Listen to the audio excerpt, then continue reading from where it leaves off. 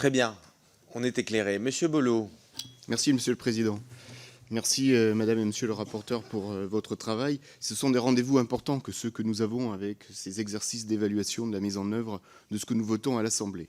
Alors, en regardant votre rapport, vous avez écrit et vous avez souligné l'importance de la bonne information des maires sur les données de cadastre forestier. Le sujet est particulièrement important pour 3 raisons. La première, c'est que de nombreuses communes françaises sont concernées par le sujet de la forêt, donc ça devient un sujet d'aménagement de leur territoire. C'est qu'au travers du sujet de la forêt, eh bien, on vise les défis climatiques et de biodiversité. Par là, donc, c'est un levier d'action pour les communes. Et enfin, parce que la forêt est une ressource économique des territoires communaux. Il y a donc une grande pertinence à ce que les maires soient informés sur les opérations forestières sur leur commune, d'autant plus à la lumière des incendies de cet été.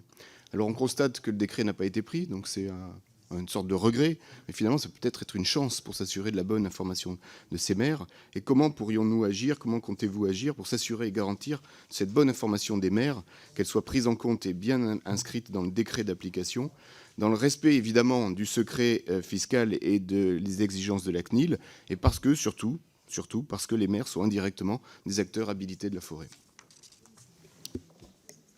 Alors, est-ce que l'un d'entre vous souhaite répondre? Je pense que ça relève de la même chose que notre intervenant précédent. Comment peut-on faire? Je crois qu'il faut le rappeler.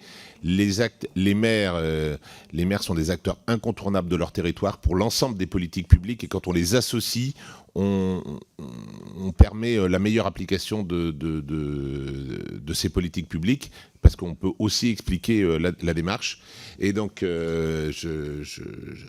nous l'avons porté, nous l'avons souligné, nous avons renforcé même dans le rapport cet aspect-là. Et je crois que nous devons être collectivement vigilants sur ce point-là.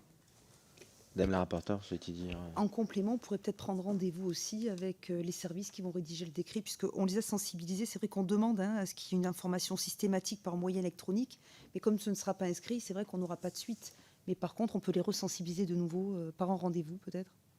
Vous souhaitez qu'on continue à co-rapporter?